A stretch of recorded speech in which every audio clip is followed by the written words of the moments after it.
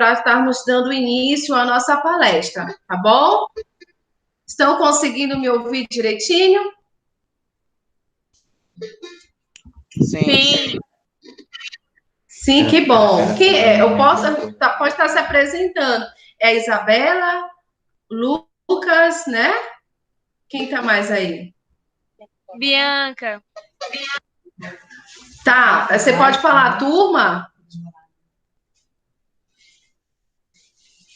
Oitava.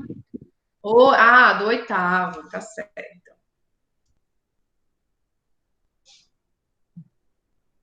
Lucas Araújo, é de que turma?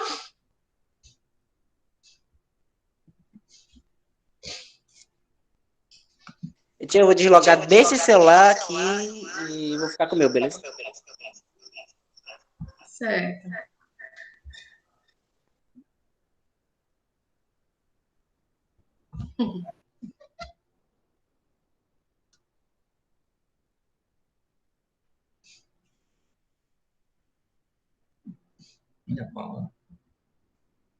Oi, professora Paula, tudo bom? Tá me ouvindo direitinho? Libera o seu microfone. Eu não estou conseguindo lhe ouvir. Para ela liberar, para ela clicar na tela dela. Clique na sua tela e ative o microfone.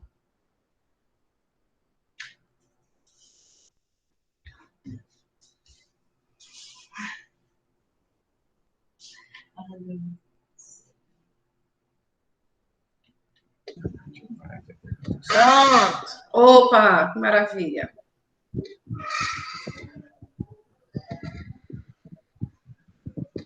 Vai conversando aí, Roberto, que estão te vendo, enquanto eu vou ajustando aqui. Quem é que está mais aí? Quem conseguiu acessar? A Laís está me chamando. Oi, Laís. Conseguiu acessar? Outro link, já estou aqui online com ele. Nós estamos... Manda para o grupo logo.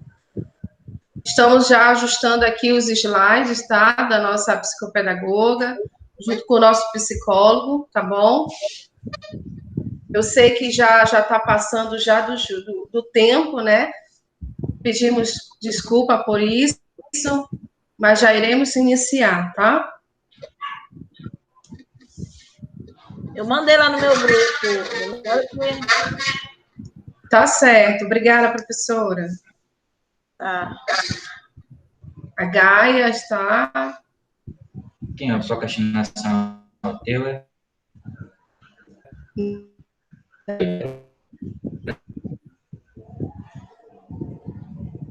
O meu...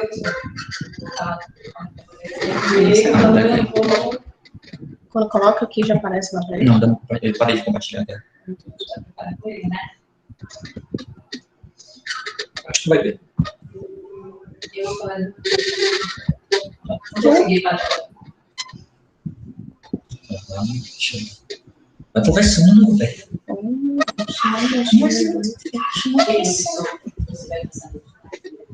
Olá. Deixa eu ver quantas pessoas já temos aqui ao vivo. 1, 2, 3, 4, 5, 6, 7. Temos que esperar só mais um pouquinho para começarmos, né? Para podermos dividir aqui a parte do conteúdo. Esse tema, a Gaia está falando aqui que achou muito interessante o tema dessa palestra. Isso é verdade, Gaia. Assim, é um tema assim, foi muito pensado, foi muito analisado por nós dentro da instituição, junto com os nossos especialistas, para que nós venhamos estar fazendo a distribuição do conhecimento, explanando, né, e auxiliando vocês, quanto pai, quanto mãe da nossa instituição, do Colégio Rosa de Saron. Estou incentivando aqui meu grupo das minhas crianças. Agora o áudio está pegando tranquilo, né? Todos conseguem para me ouvir, né? Legal. Entrando mais outra.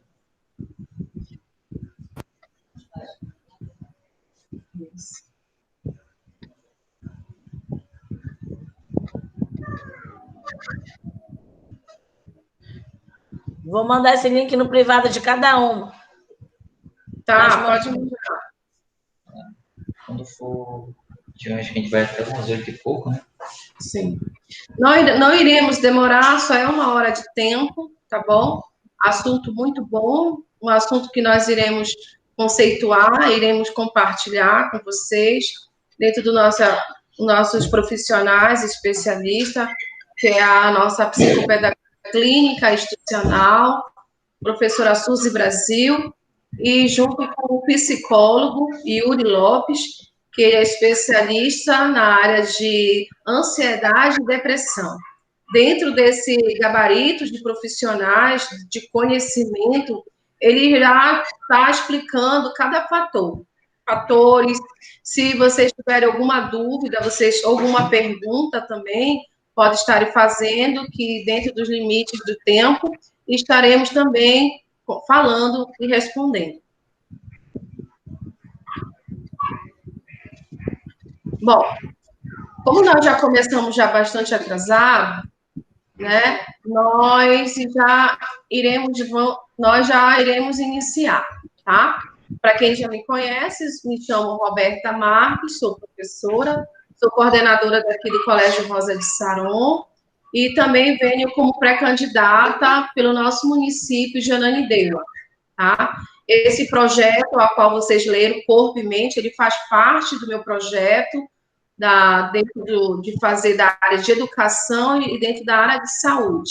Né? Esses especialistas, o qual irá compartilhar o conhecimento com vocês, eles fazem parte de dentro do meu projeto, tá certo?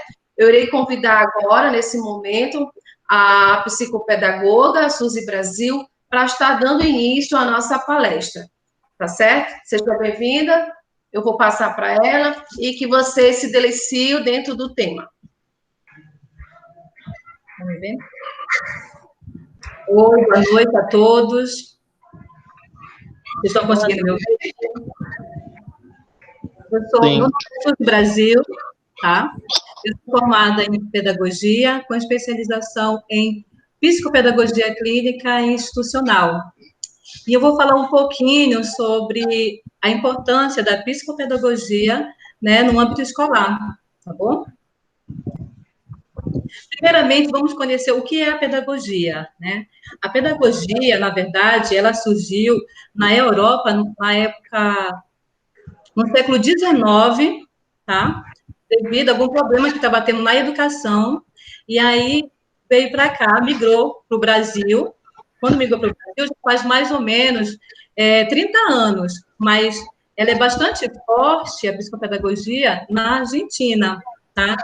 E a psicopedagogia, ela trabalha tudo que é relacionado ao aprendizado, tá bom? Na escola, ela tem caráter preventivo.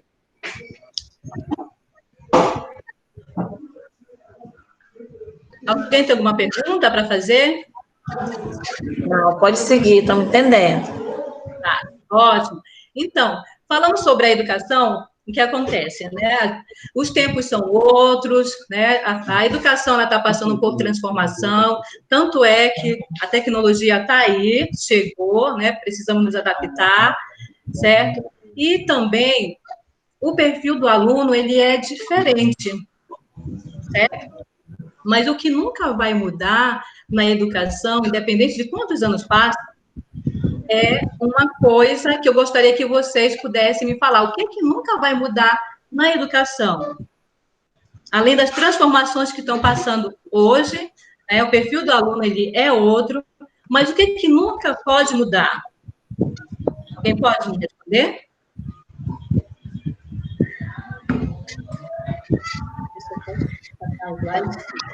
Eu iria, mas tudo bem. Deixa eu ver aqui. Deixa eu ver. A Soraya. Simone. Simone, quero parabenizar a instituição por ter... Então, eu não consegui ler. O que nunca vai mudar é a parceria dos pais, tá? É a parceria dos pais na educação, ou seja, no acompanhamento com os seus filhos. Isso nunca pode mudar, tá bom? É importante que os pais, ele participe, né? Que ele tenha esse acompanhamento com o aluno, porque a família, ela é a base, né? A família, ela é a base. Então, a gente precisa muito ficar... A psicopedagogia, ela trabalha da seguinte maneira. Ela trabalha no âmbito escolar, certo? Então, o que ela tem que fazer? Ela tem que orientar o professor, né? Ela tem que ter um olhar diferenciado com os alunos, e, ao mesmo tempo, ela tem que estar ali com vínculo com os pais, ou seja, a psicopedagogia trabalha a comunidade escolar e trabalha também a comunidade familiar. Tem que falar a mesma língua. O que acontece, quando isso não acontece, fica muito difícil para o professor, né? Porque o professor, o professor numa sala de aula, né? Vamos colocar aí 20 alunos, fica difícil para ele identificar todos os alunos se eles têm alguma dificuldade. Então, ele precisa desse retorno do pai. Se o pai estiver acompanhando esse filho, ele tem como dar esse feedback, né, para o professor vai tentar ali, de alguma forma, ajudar aquela dificuldade naquele aluno. Se não conseguir, passa para o psicopedagogo. O psicopedagogo, ele vai ver isso que a escola tiver, na verdade, né, uma estrutura também, uma sala para que ele possa fazer aquele atendimento individualizado. Estou falando muito rápido, gente? Pouquinho. Estou falando rápido? Vocês podem falar, tá? O que eu quero dizer é o seguinte: para que haja um desenvolvimento esperado de todos os alunos, tanto o pai quanto o professor, eles têm que falar a mesma língua, eles têm que acompanhar aquela criança, e se aquela criança tiver alguma dificuldade, a gente vai fazer uma avaliação com ela, o psicopedagogo faz uma avaliação com aquela criança, para saber que tipo de dificuldade aquela criança está tendo. Sabe o que acontece? Às vezes, as crianças têm algum transtorno e o pai nem sabe. Então, a gente precisa ter esse olhar diferenciado. A psicopedagogia, ela é preparada, né, para verificar que tipo de transtorno essa criança tem. A partir do momento que ela identifica que uma criança ela tem algum transtorno, aí ela passa essa criança, né, para um profissional de saúde. Pode ser o neuro, pode ser o fono, entendeu? A partir do momento que é passado para esse especialista, os especialistas já vêm com o laudo. Aí fica mais fácil para se trabalhar essa criança. Tá? A gente vai... Aí, no caso, o pedagogo entra para ele poder armar uma estratégia para poder ajudar essa criança a desenvolver. Alguém tem alguma pergunta para fazer? Não está aparecendo para mim. A Gaia está subindo. Já dá para anotar aqui. Tá, a Gaia perguntou aqui. Já dá para notar algum transtorno na criança, mesmo no jardim de infância? Sim, depende também, tá? Mas dá para notar.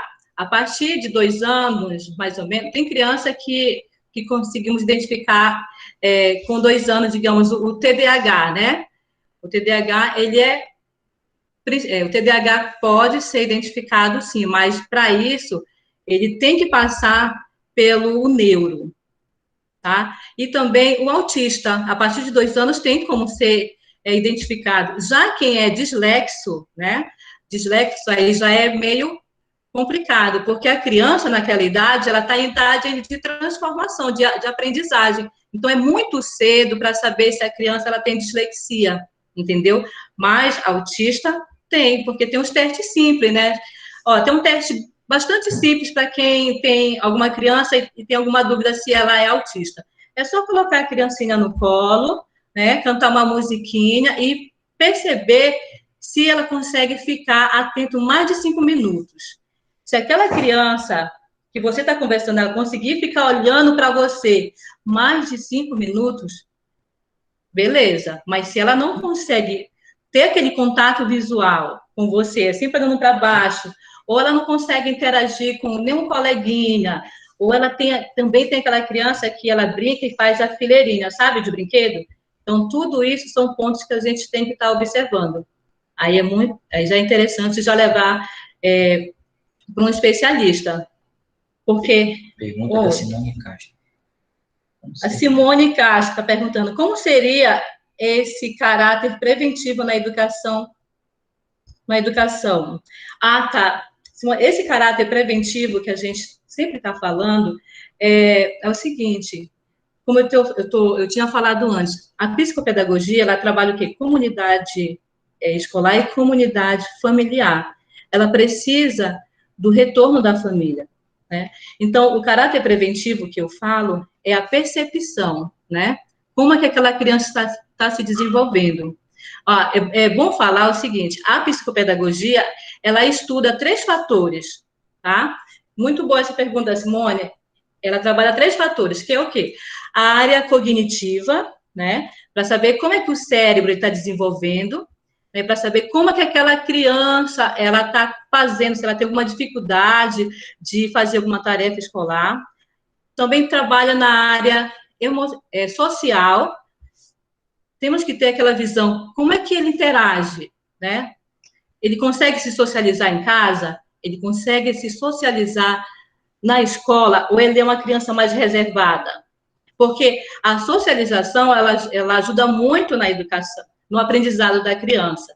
E outro fator que a psicopedagogia trabalha também, né? Como a Simone perguntou, na área preventiva, como é que se diz? A área emocional. Tem criança que a gente tem que perceber por que ela é mais tímida, né, mais reservada, ou porque ela é mais agitada, entendeu? Então, tudo isso a gente tem que ter aquele olhar. Aí, o professor identifica, ele pode passar para a psicopedagoga conversa com os pais, né, e fazemos o quê? Uma avaliação com essa criança. A partir da avaliação, lembrando que não é na primeira avaliação que se é detectado. A gente faz a avaliação, né, tem uns testes, a gente vai dando os scores para ver a pontuação até chegar no resultado esperado. Se essa criança apresentar alguma dislexia, TDAH, que é o transtorno de aspecto, né, de hiperatividade, aí, se ela apresentar, aí a gente encaminha essa criança para um profissional, tá bom? É dessa maneira, Simone, que a gente trabalha a prevenção, quando a criança, ela apresenta alguma dificuldade, quando ela não está acompanhando o restante dos coleguinhas na sala de aula, tá? Qual é outro? E aí, criança que ainda não desenvolve a fala aos 4 anos, pode ser autismo? Nem sempre. Eu acho interessante, uma vez eu fiz essa mesma pergunta para minha professora. Criança que tem 4 anos ainda não consegue falar, será que ela tem autismo? A minha professora me deu uma resposta que eu vou falar aqui para vocês. Ela falou assim, olha, Einstein, ele não falava até os 4 anos, né?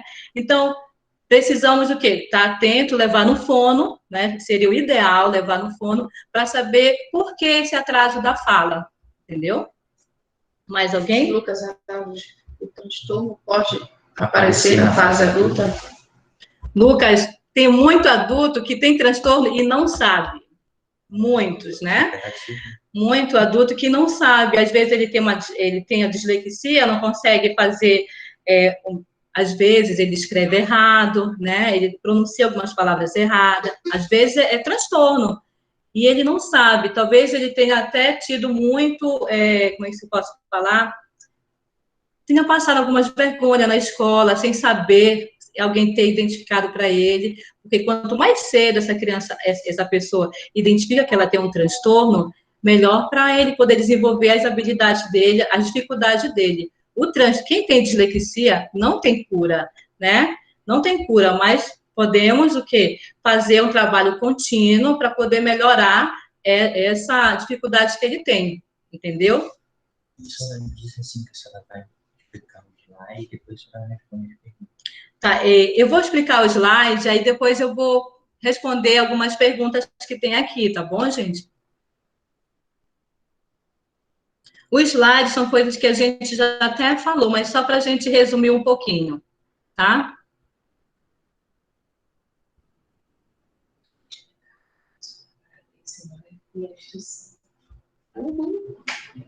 Deixa eu ver. Isso. A gente falou sobre a psicopedagogia, que era para ter entrado como esse aí. Perguntas que estão vendo. Vocês estão conseguindo visualizar os slides? Ninguém me respondeu. Ele não responde. Sim, sim. Sim. Era para ter iniciado com esse slide, gente, mas foi um probleminha. Mas aí eu vou passar aqui para vocês, para a gente poder acompanhar, tá bom? Nós falamos da importância do papel da psicopedagogia no âmbito escolar, não foi?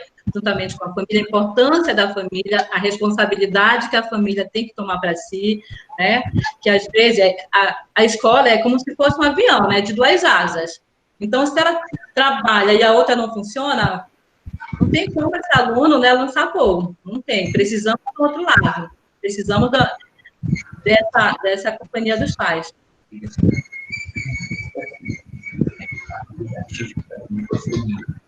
Alguém que está com o microfone ativado tem que desativar porque está dando microfonia, que eu não sei nem falar corretamente. Vamos lá. Eu vou só mostrar as slides, vocês podem fazer as perguntas de vocês, tá? O que eu não souber responder, eu vou procurar de outra maneira responder, mas de maneira correta. Pode deixar o e-mail, que eu respondo sim. Tá, a gente falamos sobre a importância do papel do psicopedagogo no âmbito escolar, juntamente com a família, né? Eu falei que o psicopedagogo, ele trabalha na área preventiva, né? Trabalha na comunidade escolar, com a comunidade familiar, para que o aluno, ele tenha o melhor desempenho na área educação, né? Tem uma outra situação que eu queria falar para vocês, é o seguinte, né? Eu falei o que é a psicopedagogia, certo? Falei também aqui, ó, é bom saber que tem que um estudo divulgado em artigo na revista especializada, tá aqui, Ciência, né, indica que 10% da população tem algum transtorno de aprendizagem, como foi falado, a dislexia, o autismo, a desordem de atenção, o déficit, né, ou a hiperatividade. Aí tem aqui, ó, vocês podem verificar como é, eu trabalhando com autismo, é uma área que eu gosto muito, né, porque a gente tem que ter muito amor pelo que a gente faz, para a gente poder entender as dificuldades que essa criança, ela tem, né, e precisamos da empatia dos alunos para que ele possa compreender qual é a situação do autista, né. O autista, ele precisa, sim, ser desenvolvido na área, né, na área social, né? Nem todo autista, ele é violento, né? Tem pessoas que acham que não vou chegar perto do autista porque ele vai me bater. Não, não é assim. Né? E ele tem uma linguagem diferente da nossa, com certeza. Ele escuta muito mais, né? Ele tem a sensibilidade quando a pessoa fala muito alto. Até no paladar é diferente o autista. Né? Muitas das vezes, quando a gente vê um autista, a gente vê só duas coisas, né? O comportamento dele e a fisionomia dele. Mas precisamos compreender que o autista é uma pessoa inserida na sociedade, que ela precisa ali de empatia. E falamos também sobre o TDAH, né, que é o transtorno de déficit de atenção, hiperatividade, uma síndrome, né? E falamos também sobre os transtornos de aprendizagem. Uma coisa bem legal de se falar sobre a dislexia e a disortografia é o seguinte, que a disortografia, na verdade, ela foi uma educação, ou seja, ela foi mal alfabetizada. Então, ela acabou, né, gerando essa dificuldade, né, na escrita, não consegue escrever, mas nada que a gente não possa resolver, entendeu?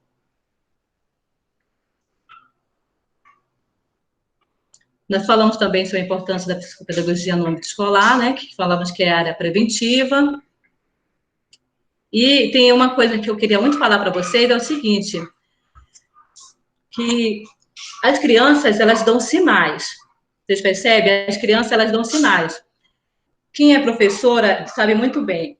É assim, imagina que você está lendo um livro, né, na sua sala, ou até mesmo o pai, ele está lendo um livro para a criança, e tem criança que ela é mais visual, não é verdade? Quando a professora está lendo, ela fala, ela quer ver o livro, ela precisa ver o livro, né? Então, a professora mostra a imagem do livro. E tem aquela outra criança que ela é mais o quê? Mais auditiva. Ela quer ouvir a história, ela pede silêncio. E quando a professora, às vezes, conta uma historinha, ou até uma musiquinha, essa criança, ela consegue até dormir. Então, a gente vê ali que ela é mais auditiva. E já tem aquela outra que é mais de pegar, né? Aquela, a gente fala tato, né? Além de ela ver, além de ela ouvir, ela, professora, eu quero ver o livro, ela dá toca ainda no livro. Então, ela dá esses canais à criança para que a gente possa trabalhar, olha, ela gosta mais de história, ela gosta mais do visual.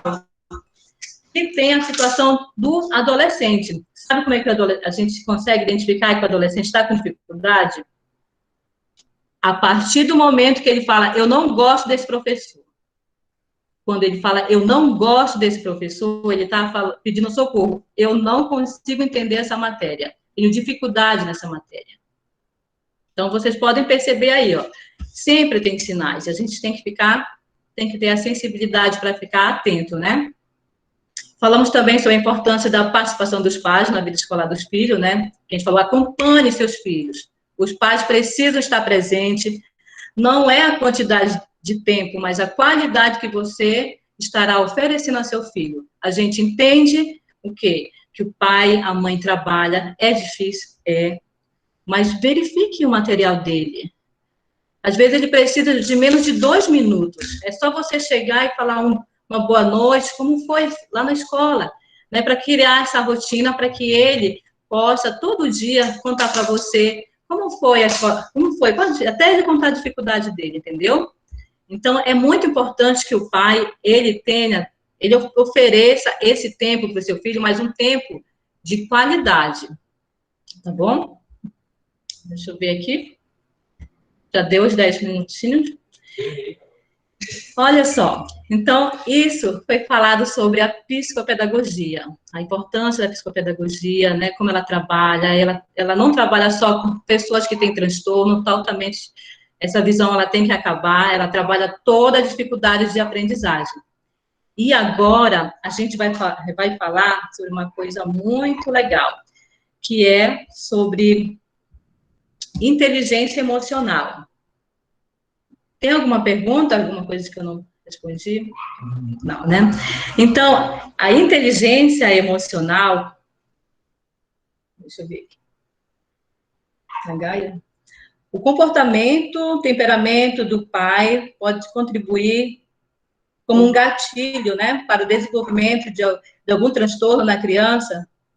No comportamento, no aprendizado. Ela fez uma lista de perguntas. Pode sim, pode, porque tem, dependendo do comportamento, Gaia, né? Dependendo do comportamento, ele pode bloquear essa criança, né? Ele pode bloquear o desenvolvimento dessa criança, entendeu? E pode sim causar algum transtorno, sim. Agora, falando sobre o que é inteligência emocional, a gente vai ler rapidinho aqui. Fazer encaminhamento de assessoramento, com psicólogo.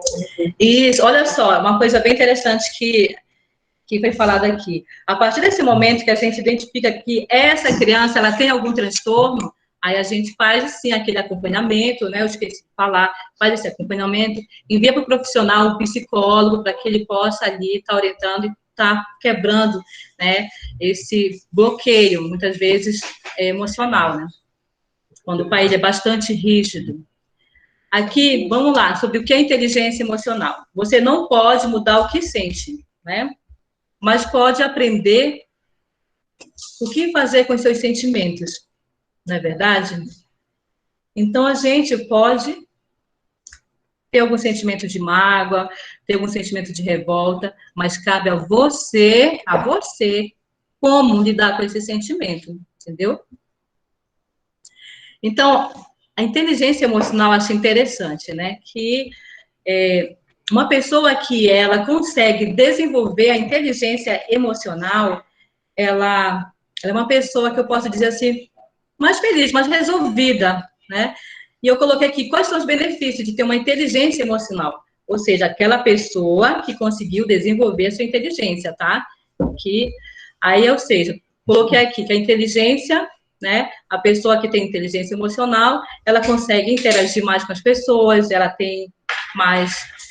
consegue lidar mais com as emoções, certo? Ela consegue ter empatia, né? Ela consegue ouvir as pessoas, né? Quem consegue desenvolver a inteligência emocional, ela consegue ter sucesso, por que não, né? No seu âmbito profissional. Porque ela está sempre ali, atento para ouvir e, ao mesmo tempo, para ajudar. E essa inteligência emocional, gente, influencia muito dentro de casa, né? Imaginem só, um pai que tem inteligência emocional. Como é que é o comportamento dele em casa? Né? Com certeza é um comportamento mais afetivo, né, com o filho. Se ele consegue ouvir, ele vai conseguir ouvir o que o filho tem para falar, né? O que a esposa tem para contar do dia a dia dela.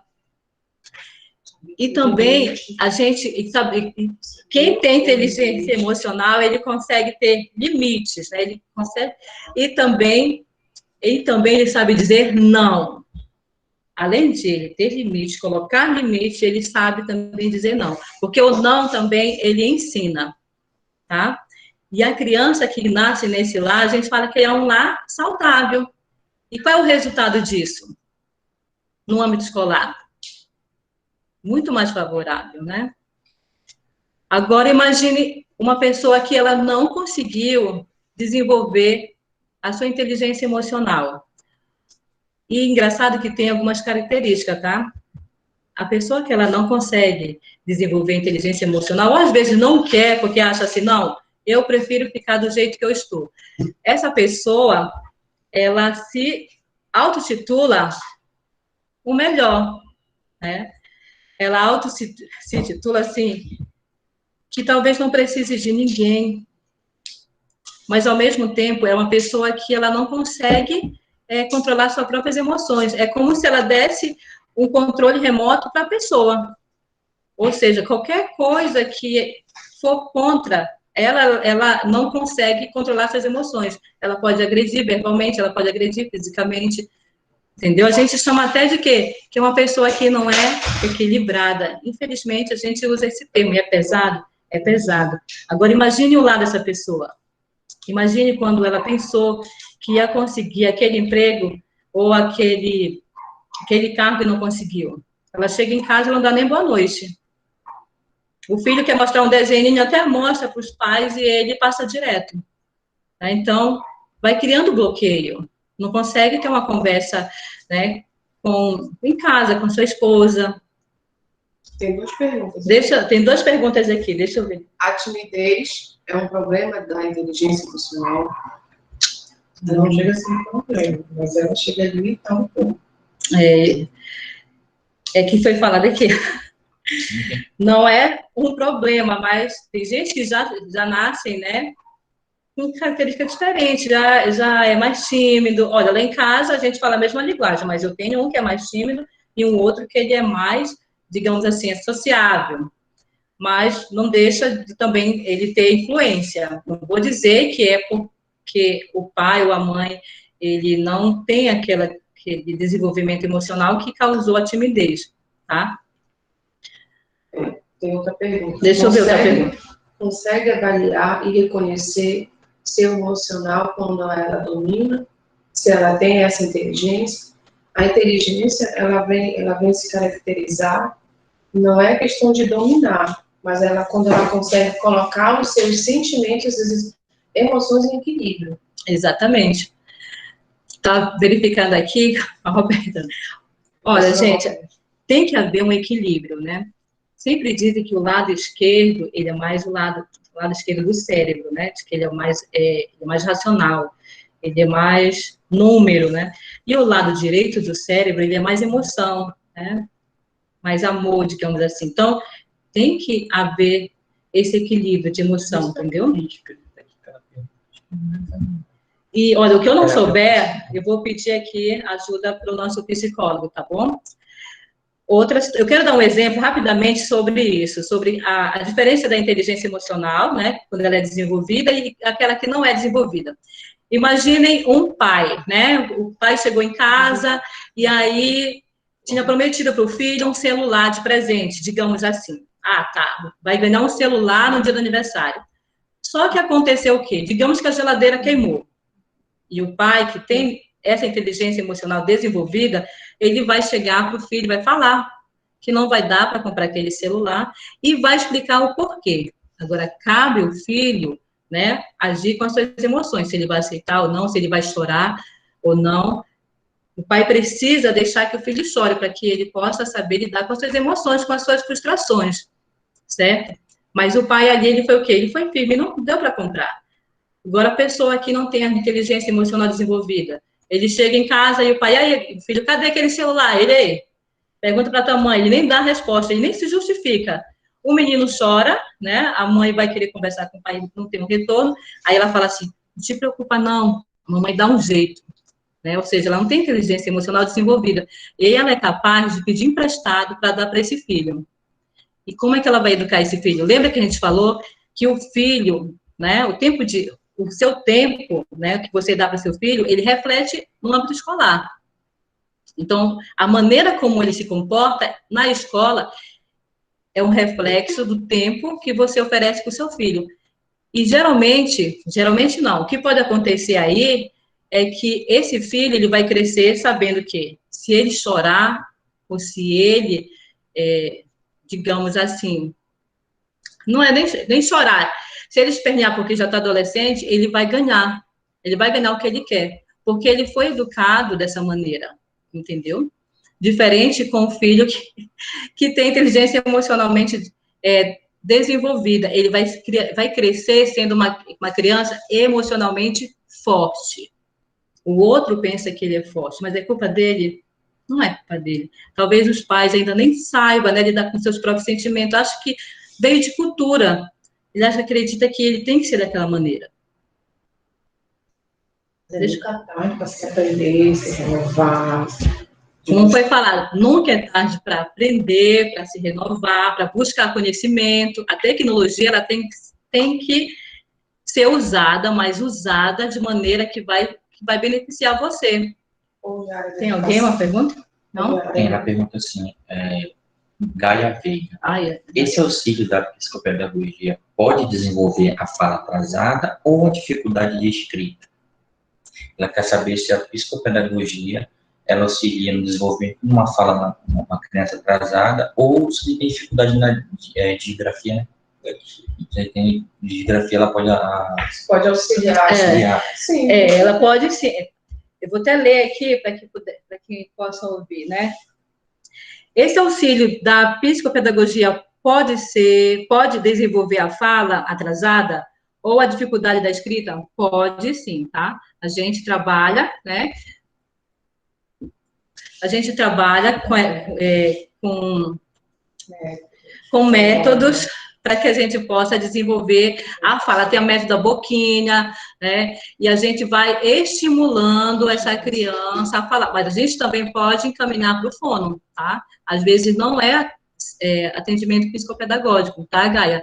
Às vezes a gente detecta que pode ser, o fono pode resolver. Ó, tem pessoas que acham que tudo pode levar para o psicopedagogo, nem tudo. Nem tudo pode levar, pode até levar, mas o psicopedagogo ele tem que estar apto para saber o que é do papel dele e o que não é, tá bom? E às vezes tem pai que leva e às vezes o filho não tem esse problema. Quem tem problema às vezes é o pai, só que ele nem conseguiu reconhecer. Às vezes a gente reconhece que ele tem algum transtorno, alguma dificuldade na clínica, digamos assim. Outra pergunta para a gente finalizar. Falando aqui, o Lucas, algum transtorno é hereditário? A dislexia, sim. a dislexia, o Down, né? Também pode ser, que é o autismo, eu não sei, o autismo também, o autismo, olha só, não quer dizer que toda pessoa que tem uma criança com esse transtorno que vai ter, entendeu? Mas ele pode sim ser hereditário, tá bom? Então, gente, muito obrigada pela participação de vocês, muita gratidão mesmo. E antes de finalizar aqui, lembramos, educar a mente sem educar o coração não é educação, tem que ter equilíbrio, tá bom? Uma boa noite para vocês. E eu vou passar meu tempo aqui para o Yuri, nosso psicólogo, tá bom?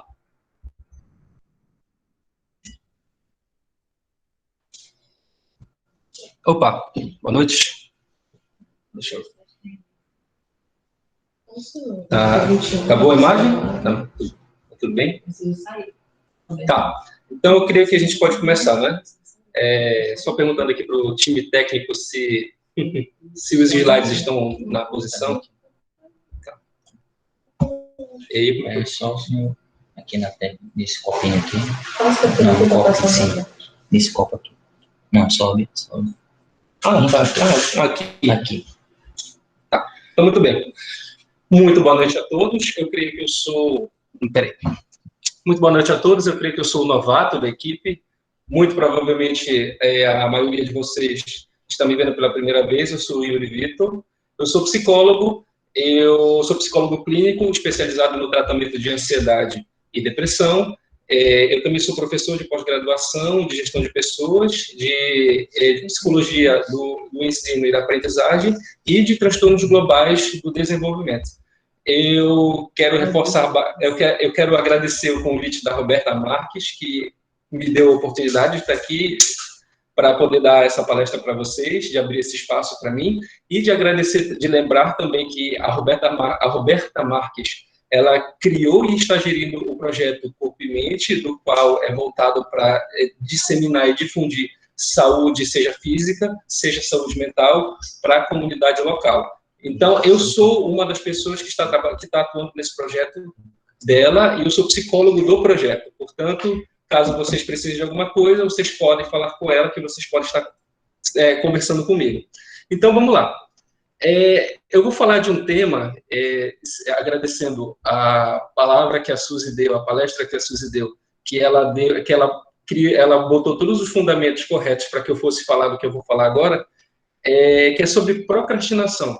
Muito curioso a gente observar que todos os grandes problemas e todas as grandes questões de saúde hoje, elas passam pelo âmbito mental, que é diferente do que acontecia há séculos atrás, onde grande parte da saúde ela era um problema de saúde biológico, como, por exemplo, a tuberculose, que matava, gripes, febres. Se hoje nós estamos passando por um problema delicado de pandemia, em tempos passados isso era muito mais frequente, muito mais problemático e muito mais mortal. Então, hoje, nós temos um problema mais mental, que, por exemplo, um deles é a procrastinação. E o que é, afinal de contas, a procrastinação? Se eu perguntasse para algum de vocês o que é a procrastinação, vocês provavelmente me diriam que a procrastinação, ou a pessoa que procrastina, a pessoa que adia, é uma pessoa relapsa, uma pessoa relaxada, preguiçosa, que ela não quer fazer esforço, que ela não quer ter trabalho. Não é exatamente assim. A procrastinação é um potencial que está dentro de cada um de nós, por incrível que pareça. Ela é um comportamento, ela é uma capacidade ligada à nossa sobrevivência. O ser humano não é moldado para gastar energia. O ser humano, pelo contrário, ele é moldado para conservar energia e para gastar o mínimo possível de energia. Então, nós, enquanto seres humanos, nós somos feitos para poupar energia. Os gregos têm um termo chamado de acrasia, que significa irracional. Ou seja, é uma coisa que você sabe que não deveria estar fazendo, mas que você está fazendo. E você sabe o que você deveria estar fazendo e você não está fazendo. Isso é o que os gregos chamam de acrasia. Portanto, o nosso próprio corpo, a nossa própria mente, tem um embate. Ou seja, a nossa mente sabe o que é certo e o nosso corpo não quer fazer. Se a gente tem a noção de que a gente quer fazer alguma coisa, que a gente precisa fazer alguma coisa, e a gente acha que aquilo é chato, é entediante, o nosso corpo vai lá e cria uma barreira. Difícil de superar. Então, o nosso próprio corpo, ele quer não gastar energia. Então, é um embate entre a razão e a emoção. Então, basicamente, isso é a procrastinação. É simplesmente o ato que o teu corpo está fazendo para que você não gaste energia, quando, na verdade, você sabe que você precisa fazer aquela leitura daquele livro, estudar para aquela prova, começar as atividades daquele projeto, botar aquele projeto, tirar ele do papel. E o nosso mundo atual, o nosso mundo moderno, ele incentiva muito a procrastinação. Seja com uma série de distrações, sejam jogos, redes sociais, vídeos que nós temos nas plataformas de vídeo, a mais famosa delas, o YouTube. Quem estava trabalhando em escritório e está hoje em home office, deve estar sentindo isso muito na pele, que é o seguinte, você, quando trabalhava em escritório, quando você está trabalhando fora de casa, você está num ambiente de trabalho e é muito fácil você não procrastinar, você realizar as suas atividades. Agora que você está tendo que trabalhar de casa, as distrações elas estão a todo momento, em todo lugar. Você está dentro do seu computador, que é o teu computador doméstico, você tem lá aqueles joguinhos no computador, jogos nos celulares, redes sociais, fulano fez uma postagem, tá rolando aquele papo bacana naquele grupo de WhatsApp, o pessoal está postando meme, tem vídeos, aquele vídeo de comédia, aquele vídeo de humor. Portanto, na hora que você tem que trabalhar num ambiente que está cheio de distração, é como se essas distrações puxassem o teu foco o tempo todo, como se fossem vozes dizendo, olha, vamos fazer outra coisa aqui, tem essa coisa legal para fazer, e é como se a nossa atenção ela começasse a ser puxada constantemente. Então, o mundo moderno ele incentiva a procrastinação. Existem trabalhos, existem atividades que ela exige mais do corpo físico, como, por exemplo, lidar com o público, trabalhar na área de vendas, que procrastinar fica um pouco mais difícil, mas quem lida com computadores e quem lida com essa parte de informática, que tem esse convite constante para essas outras atividades, para esse convite dos prazeres, fica mais tentado a procrastinar.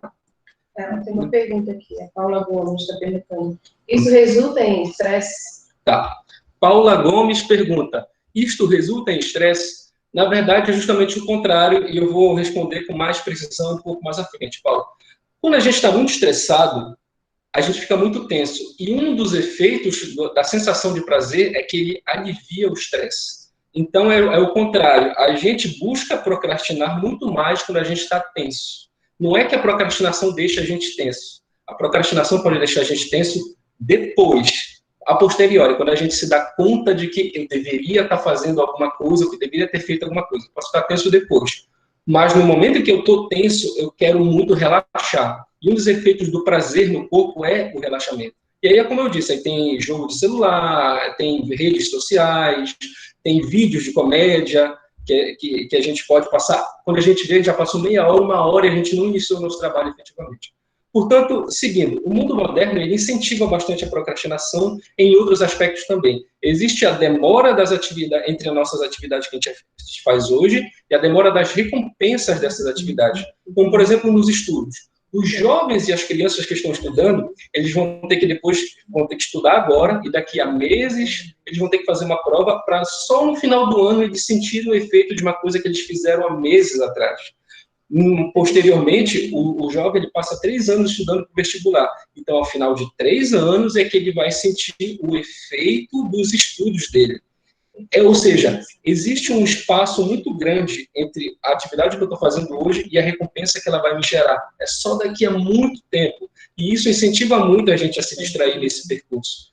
Outra questão é, por exemplo, faculdade. Você vai passar 4 anos, em média de 3 a 4 a 5 anos, fazendo um estudo, e não é à toa que as faculdades hoje elas estão tendo um grande índice de desistência.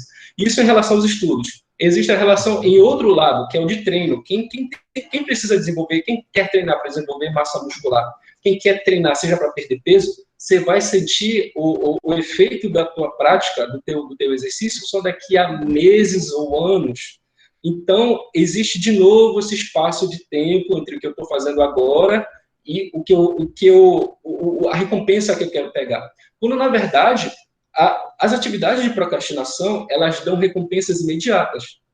Existe pouca atividade para uma quantidade muito grande de prazer que você recebe de retorno. E é muito irônico eu falar tudo isso e nós temos o nosso técnico de TI e a Roberta Marques comendo aqui ao lado. Eu entrego mesmo, viu? Então, estão indo agora.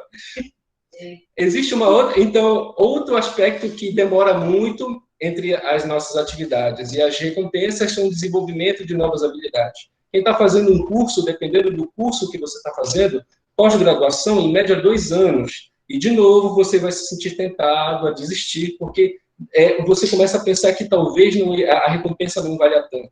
Na verdade, o mundo hoje ele é altamente complexo. O que significa isso dizer? Significa que constantemente existem mais atividades complexas, ou seja, você vai demorar mais tempo até ver o retorno das suas atividades, num mundo onde o prazer momentâneo ele é muito grande, ele é te oferecido o tempo todo. É como se você tivesse engajado em uma dieta e todos os lugares que você fosse, as pessoas estão te oferecendo comida.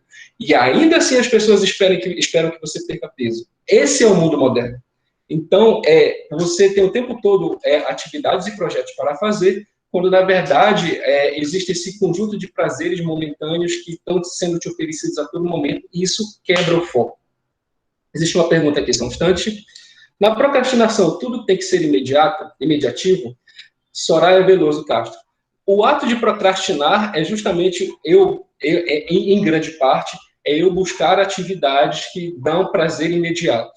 Então, ela tende a ter esse caráter. Só o fato, às vezes só o fato de que você está sentado na sua cadeira, você está diante do seu computador, e você ainda não começou a fazer a sua atividade, só o fato disso já é o teu corpo querendo que você não gaste energia.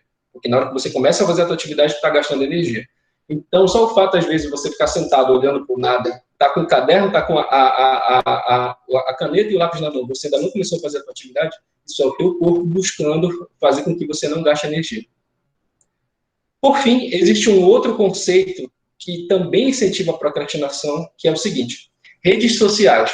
Elas são um fenômeno bastante novo na humanidade. Elas existem há pelo menos, no máximo, 20 anos. E elas já causaram um impacto muito grande no modo de funcionamento do cérebro humano. A gente já observa isso. Com o conceito de hiperrealidade. O que é hiperrealidade? No passado, nós usávamos o mundo físico para influenciar no mundo digital. Como assim? Eu vou pegar dados, eu vou anotar numa planilha de Word, eu vou fazer uma tabela no Excel, e eu estou influenciando no mundo digital com dados do mundo físico. Como é que acontece hoje? É justamente o contrário. Hoje, o mundo digital influencia no mundo físico. Então, o mundo físico, ele não é mais... O nosso mundo, ele não é mais a matéria sólida que a gente tem. O nosso mundo, ele é a matéria sólida mais o mundo digital. Isso é o que a gente chama de hiperrealidade. A realidade, ela aumentou em uma camada. Quer ver um exemplo disso? Você encontra uma pessoa, você conhece uma pessoa e você encontrou ela pela primeira vez. Você começa a pensar sobre aspectos sobre como é que é a rede social dessa pessoa, como é que é o LinkedIn dessa pessoa, como é que, se eu me relacionar com ela digitalmente, será que isso vai influenciar no modo como as outras pessoas olham para mim? Ou então, no convívio do mundo do trabalho, se eu fizer alguma coisa, será que o mundo digital vai reagir de alguma maneira diferente? Inclusive, hoje, com toda essa cultura de cancelamento que nós temos, que é com regras muito restritas, que caso você quebre alguma delas, as outras pessoas se veem no direito de apontar o dedo para você e dizer que você é isso ou é aquilo. Então, isso aqui é hiperrealidade. A nossa realidade ela aumentou em um grau a escala de funcionamento dela. E o Brasil, ele é o país que mais consome rede social. Em somado a isso, o Brasil também é o país mais ansioso do mundo e o 5º mais depressivo. Isso não é coincidência. Nós, enquanto seres humanos, nós somos seres que nós nos focamos muito a fazer comparações. Eu sei como é que eu estou fazendo comparação com as outras pessoas. Então, é assim que eu meço a minha qualidade e o meu estado nesse momento. Com a rede social, as comparações elas aumentaram, as pessoas são mais comparativas umas com as outras, as comparações agora elas são mais intensas e mais rígidas, e isso faz com que as pessoas se sintam mais ansiosas e mais deprimidas. porque eu começo a olhar para as outras pessoas, as outras pessoas criam uma vitrine da vida delas, em fotos, em postagens, em imagens, criando uma vida perfeita, e eu sou uma pessoa normal. Nós todos somos normais. Nós nunca somos aquilo que nós postamos nas redes sociais. Isso aumenta as comparações, isso nos deixa mais ansiosos e mais tristes. E aí, respondendo a uma das perguntas que eu recebi agora há pouco, estar tenso, estar estressado, ou no caso aqui, estar ansioso ou estar deprimido, influencia no quanto eu vou procrastinar? Sim, influencia. Porque se você tem uma atividade para fazer agora, e você está ansioso ou você está deprimido, você não vai querer fazer essa atividade. Você vai querer buscar prazer imediato. Seja porque você quer estar em contato com seus amigos, você quer jogar para esquecer, você quer consumir bebida para poder aliviar essa sensação, você quer buscar vídeos na internet para poder aliviar essas sensações. Então, estar ansioso e estar deprimido afetam no quanto você vai querer procrastinar, no quanto você vai querer atrasar as suas atividades. Bem, esse é um panorama do mundo que nós vivemos hoje. Um mundo que mede o quanto você é bem-sucedido e mede o quanto você é feliz pelo quanto de prazer você tem. Só que nem sempre foi assim. Existe um filósofo chamado Nietzsche, ele é famoso, ele tem umas frases que são tiradas completamente de contexto, mas isso não é o caso. E ele dizia o seguinte, Nietzsche morreu em 1900, ele morreu 120 anos atrás.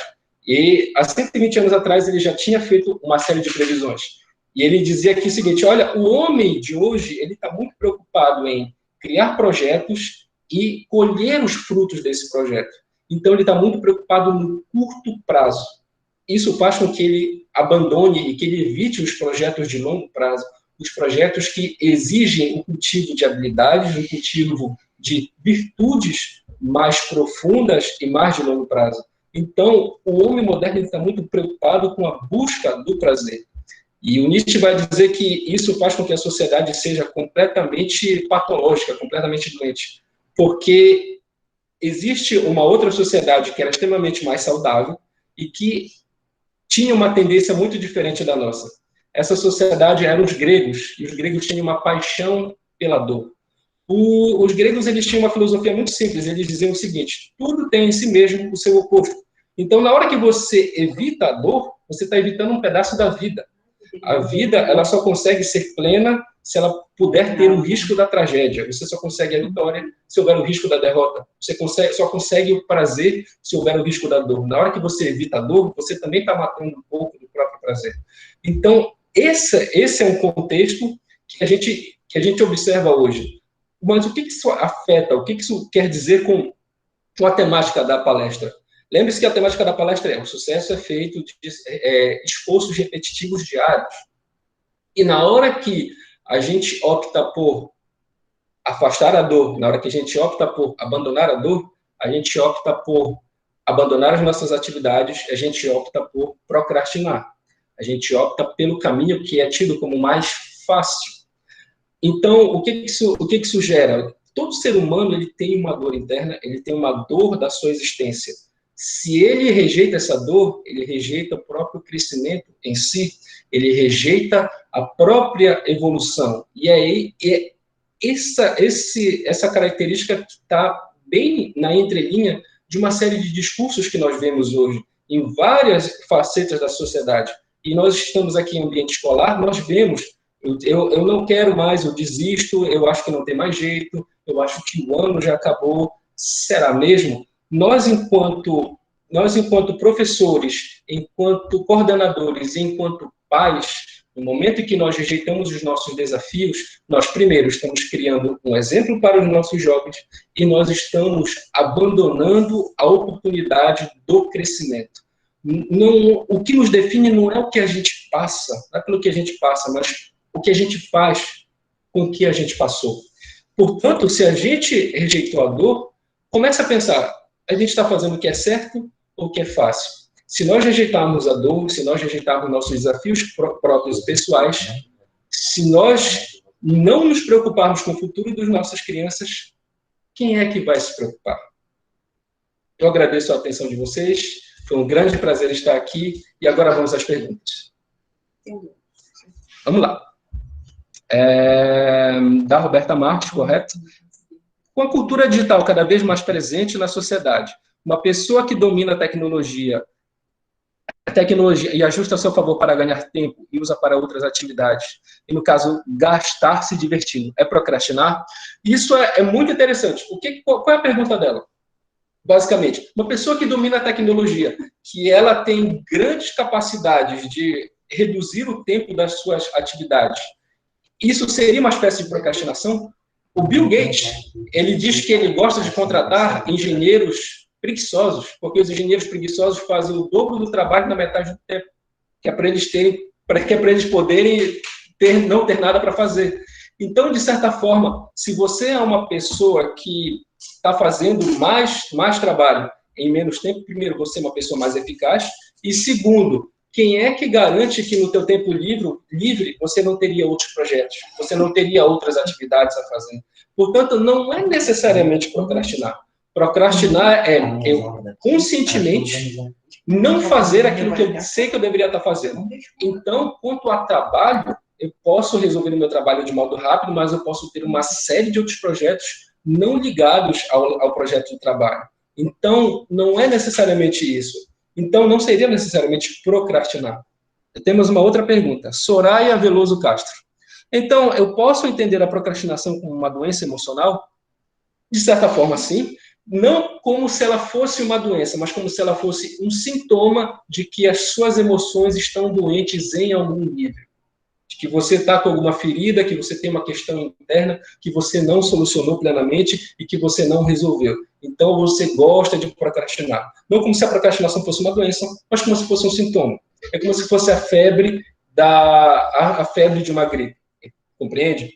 Então, seria basicamente isso. Existe uma outra pergunta que a Roberta pediu que eu desenvolvesse, que foi postada anteriormente. A timidez é um problema da inteligência emocional? De certa forma, depende do que nós estamos chamando de timidez. Existem padrões e perfis comportamentais e padrões e perfis de personalidade. Existem pessoas que nascem naturalmente mais extrovertidas, gostam de lidar com outras pessoas, e existem pessoas que são naturalmente mais introvertidas. Então, na hora que você está me falando de timidez, se você está me falando de introversão não é doença, introversão é um traço de personalidade. Traços de personalidade não estão nem certos e nem errados. O que pode acontecer é que, se você é uma pessoa que se sente muito ansiosa na presença de outras pessoas, isso pode ser um traço de ansiedade social, e isso sim deva ser algo a ser trabalhado. Mas o fato de que alguém gosta de atividades individuais, gosta de ficar sozinho, isso necessariamente não é uma doença ou um problema em si. Muito bem. Tá. Paula Gomes, consegue avaliar e reconhecer seu emocional quando ela domina essa inteligência? Consegue avaliar e reconhecer seu emocional quando ela domina essa inteligência? Sim. Tá. Tá, quando ela domina... Ou seja, na verdade, esse é o conceito de inteligência emocional. Pode sair dele. Tá. Esse é o conceito de inteligência emocional. É o fato de que você tenha ferramentas mentais de poder avaliar como é que você está se sentindo e de poder avaliar sobre como o modo como você se sente vai afetar nas suas ações. Então, se você percebe que você está irritado, você tem que perceber que a raiva é uma característica que faz com que a gente haja com menos racionalidade e faz com que a gente não queira conversar, faz com que a gente queira ter razão. Então, a gente briga quando a gente está com raiva. Isso é inteligência emocional, você entender quais são os estados das emoções e se você está alterado, e o fato de você estar alterado, o que isso significa? O que isso vai fazer com que você faça? Bom, mais alguma pergunta? Estamos aqui. Eu, Suzy. Mais alguma pergunta? Equipe? A questão... Responde essa aqui. Tá, vamos ver. Dentro da visão da psicologia, o comportamento... Tá. Novamente a Gaia, falando em gregos, Gaia é a questão da Terra, não é? O comportamento e temperamento do pai pode contribuir para um gatilho para o desenvolvimento de algum transtorno na criança, no comportamento, no aprendizado? Sem dúvida, não tenha dúvida quanto a isso. existe uma coisa que a gente chama de fatores epigenéticos. A epigenética é como quando alguma coisa no ambiente, quando alguma coisa fora da pessoa faz com que algum gene ligue ou desligue. Isso pode acontecer por estresse emocional, isso pode acontecer por privação emocional, privação alimentar. Então, sim, ter um pai, ter uma pessoa que é muito traumática de se conviver, pode fazer com que algumas coisas aconteçam no biológico da pessoa e ela venha a desencadear algum transtorno. Por exemplo, a gente sabe que se você tratar se você observar um bebê que ele não tem manifestações, ele não tem comportamentos de autismo, se ele passar por traumas muito fortes, ele pode acabar desenvolvendo comportamentos que são típicos do autismo. Então, sim, o modo como os pais se relacionam com as crianças, o modo como a criança se relaciona com o seu mundo, eles podem sim desencadear e até mesmo criar algum transtorno na criança. Seja ele comportamental também, psicológico principalmente. Muito bem. Alguma coisa mais? Muito bem. E aí, eu encerro? Como? Então, eu agradeço muitíssimo, eu passo a palavra para a Roberta Marques. Eu agradeço mais uma vez o convite dela, que é a pessoa que possibilitou essa palestra de hoje. Roberta, com você, por favor. Eu vou deixar um sanduba para mim. Olá, queridos. Desculpa novamente o transtorno, né? Iniciamos atrasado. Tivemos que fazer 3 vezes os links para que nós possamos ter essa transmissão de conhecimento, né? Essa palestra que já estava agendada. Mas tudo que é ao vivo, às vezes a gente passa por algum transtorno, mas conseguimos, tá certo?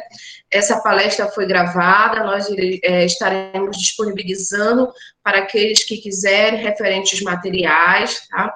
Essas 2 pessoas que estiveram nessa palestra, que é a nossa psicopedagoga clínica institucional, Suzy Brasil, ela faz parte dentro do projeto Corpo e Mente, que tem a finalidade de expandir a área da educação e a área da saúde, né? A saúde mental, a saúde física e a parte intelectual também. Trabalhamos com a parte preventiva para que ninguém venha ficar doente, porque é um novo cenário que nós estamos vivendo, né? Dessa pandemia, onde muitos, às vezes, ficaram confinados em suas casas, ficaram com medo, né? É natural, é normal também, né? Tem até uma outra palestra que podemos falar sobre a questão do medo, né? Porque o medo, ele é um gatilho favorável e também negativo. Tem os seus prós e tem também os seus contras. Mas vamos deixar isso mais adiante. Então, agradeço a todos os presentes. Infelizmente, acredito que muitos não conseguiram acessar dentro do link, né? Porque ele foi um canal fechado que nós conseguimos colocar de imediato, mas vamos estar colocando também no nosso canal, Corpo e Mente, professora Roberta Marques. Queridos, muito obrigado. Tenham todos uma boa noite, tá bom? Só para salientar os pais e responsáveis que estão aqui conosco nesse momento, nós estaremos postando amanhã o comunicado sobre a palestra, mas é voltada para os alunos. E essa palestra, ela acontecerá de forma presencial. Muita calma nessa hora. De que forma será presencial, gente? Tudo dentro do protocolo, como pede, tá certo?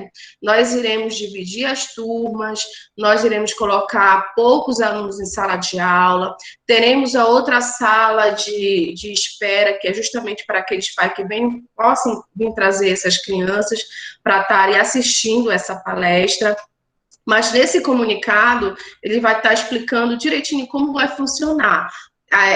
Na segunda-feira, que é dia 17, vai ser a primeira turma, que é o primeiro ano. Iremos dividir essa turma em 2 momentos, em 2 turnos. Teremos a nossa equipe e vai estar toda aqui reunidos, organizando para receber esse aluno e também o seu responsável. Importante salientar que não vai ser possível mais de 2 responsáveis. Somente uma pessoa pode acompanhar esse aluno, tá certo? E se esse responsável optar em ficar no colégio, ele vai ficar numa sala à parte, na sala de espera, onde haverá 2 psicopedagogas trazendo instruções a respeito do novo cenário ao qual nós estamos vivendo. Tudo dentro do âmbito da saúde mental, da saúde física e também que abrange a parte educacional. Eu agradeço a todos, como eu sempre falo para os meus professores, um beijo no coração de todos. Tchau. Obrigada.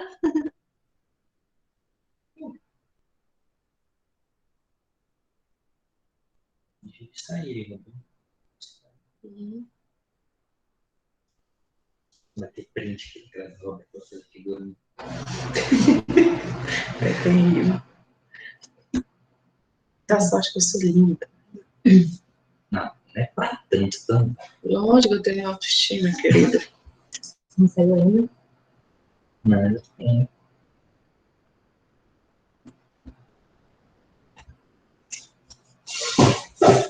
Quero agradecer o Francinei, que escreveu aqui, excelente explanação. Parabéns pelas informações dadas nessa reunião. Estaremos disponibilizando todo esse material, tá? De forma de áudio, de vídeo e